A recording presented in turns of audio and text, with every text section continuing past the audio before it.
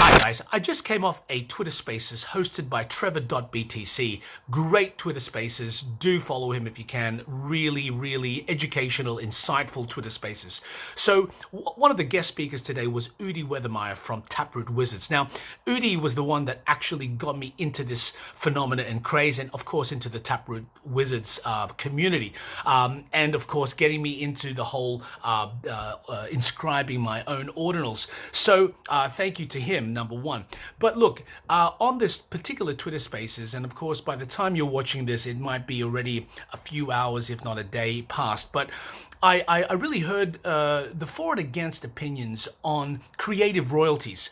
And, you know, I do respect both sides of the coin, and one of the sides, obviously, against royalties or against creative royalties is the fact of ownership. So once you own an NFT, that it's yours entirely, and you can do whatever you want. Pretty much like owning a physical piece of art. When you buy that painting off a gallery, that's yours, and you can do whatever you want with it. And you can, of course, when you sell it, you don't need to give any back to the creator.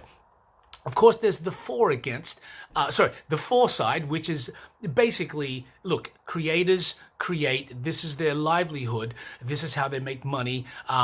Just like a music or a song, once you play it, if you keep playing it, they're going to get a piece of that pie. So here's my opinion and kind of, I guess, my perspective on the whole thing. One, being a creator, but also on the other side, understanding where people are coming from in terms of buyers and traders who really do create the market for the creators, right? So without these pro traders sweeping the floors, you know, you're not going to get these huge volumes of liquidity in the NFT market. So here's my opinion, and I do think that there is a middle ground, and eventually there will have some kind of, dare I say, protocol or understanding on how royalties and on which platforms do provide these royalties. So here's my take. So from a creator perspective, I think it is their right to allocate a particular royalty, particularly if it is, say for example, a one-of-one or something to do with a creative design or collection. Now, PFPs, of course, is slightly, I would say, a different story in the sense of the quantity. Of course, you can have smaller quantities, but at the same time, it's kind of AI generated, I would categorize. So I believe eventually NFTs will be categorized into different and clear categories that then from that can decide whether royalties are applicable or not. Now, with these platforms, and we've all heard about OpenSea and Blur, and of course all the other ones that are out there on the different chains as well, not just Ethereum, but I do believe that platforms then should respect those particular creative royalties that have been allocated from those collections if they choose to display them. So therefore, if a creator creates a PFP collection, for example, and then states that they do want a royalty, well, then they should acknowledge that.